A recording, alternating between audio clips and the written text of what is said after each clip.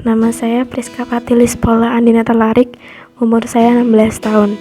Sekarang saya duduk di bangku SMA kelas 11. Dan saya akan menceritakan pengalaman hidup saya ketika saya belum mengenal Tuhan dan belum menerima Tuhan Yesus di dalam hidup saya. Pada saat saya berumur 12, saya duduk di bangku SMP. Saya kehilangan seseorang yang sangat berarti buat saya, yaitu ayah saya. Pada saat itu, ibu saya sedang sakit di rumah sakit. Saya dan ayah saya yang menjaga ibu saya. Dan akhirnya ibu saya pun diperbolehkan untuk pulang. Dan di kemudian hari, tiba-tiba ayah saya tidak terbangun dari tidurnya.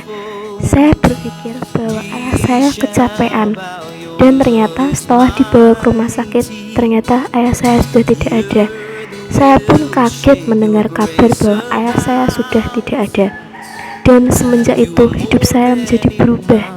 Saya menjadi seseorang yang kelihatan begitu sangat nakal dibandingkan ketika masih ada ayah saya. Dan saya sering ikut-ikutan nakal dengan teman-teman saya. Saya sering membantah ibu saya, ikut-ikutan minum minuman keras dengan teman-teman saya dan lain sebagainya.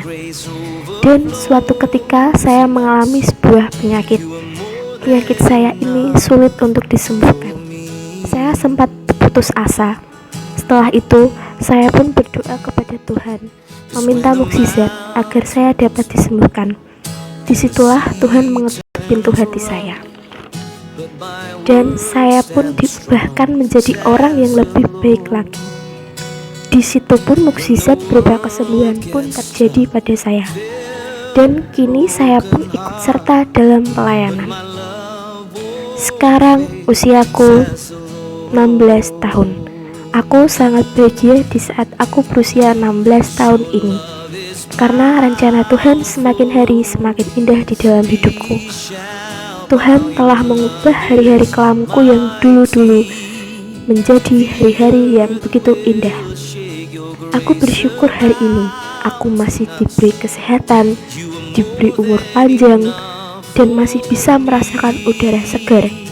Itu semua berkat dari Tuhan. Saya mulai ikut pelayanan pada tahun 2016. Waktu awal pelayanan, saya merasa canggung, takut, dan saya merasa tidak percaya diri karena saya takut pada waktu pelayanan saya melakukan kesalahan. Tetapi puji Tuhan semua itu tidak terjadi karena Tuhan menyertai saya dan Tuhan memberikan kelancaran dalam pelayanan. Dalam hati saya berbicara, Tuhan, kuserahkan seluruh hidupku ini ke dalam tangan kuasa-Mu. Bentuklah saya seturut dengan kehendak-Mu dan pakailah saya menjadi alat untuk memberitakan kebenaran firman-Mu.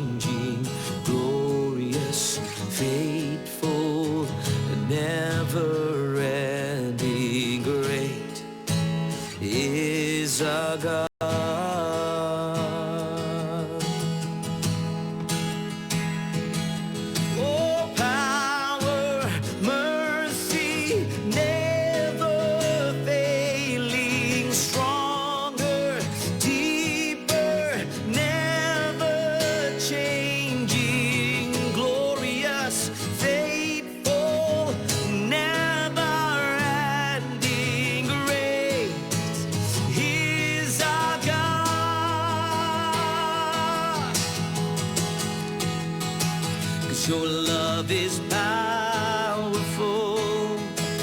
These shall